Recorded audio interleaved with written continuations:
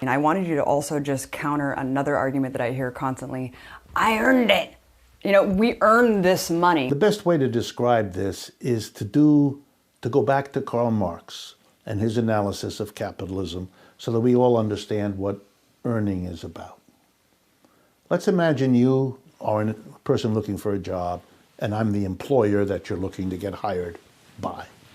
So you come in and you sit down, you fill out your application form, and I look at you and I describe to you the kind of work we'd like to have you do. You'll come 9 to 5, Monday to Friday, and you'll sit over there and you'll do this kind of work, et cetera, et cetera. And we get through all that and you're okay with that. And then we get to that big question, how much are you going to get paid? And let's say we dicker back and forth and we agree on $20 an hour. So I'm going to pay you $20 an hour. At this point, Marx enters with a smile on his face and says, I'm now going to show you, the reader of his books, that when that deal is done, the $20 an hour, something is going on that you actually know, but you don't want to face, but I'm going to show it to you. When I hire you for 20 bucks an hour, I know that for every hour that you give me your work, your brains, your muscles to work, I'm going to have more stuff to sell at the end of the day because you're added to my workforce. You're going to help me produce more goods or more services or better quality goods and services than I would have if I didn't employ you. So I'm going to say to myself, it costs me to get Abby $20 an hour. What do I get out of it? I'm going to have the output that Abby adds by her labor.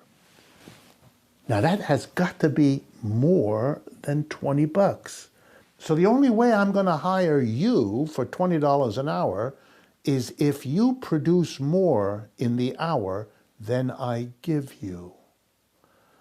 So when you feel in a vague way at the end of the day as you walk home that you're being ripped off, you're absolutely right.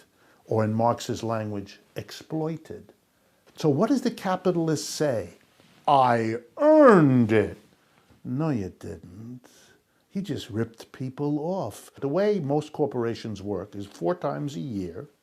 They take the profits they've made in the preceding 3 months, and they distribute a portion of them to their shareholders. These distributions are called dividends.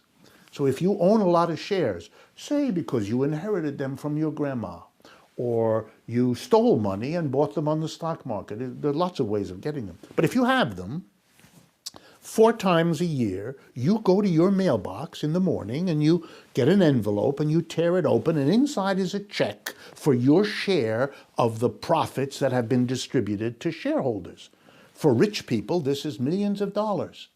They have all that money. What did they do exactly to earn that money?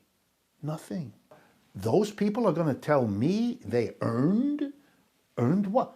Did they ever set foot in the factory? No. Do they have any idea what this company does? No, they don't care.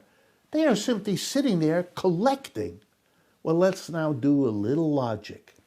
If there are people like shareholders who get a lot of goods and services they didn't help produce, then there must be elsewhere in that system people who produce what they do not get. So that means if we allow that we are saying some people, your job is to produce a lot more than you get so that these people can get a lot more than they produce. For Marx, he stands up and says, I rest my case. This system sucks.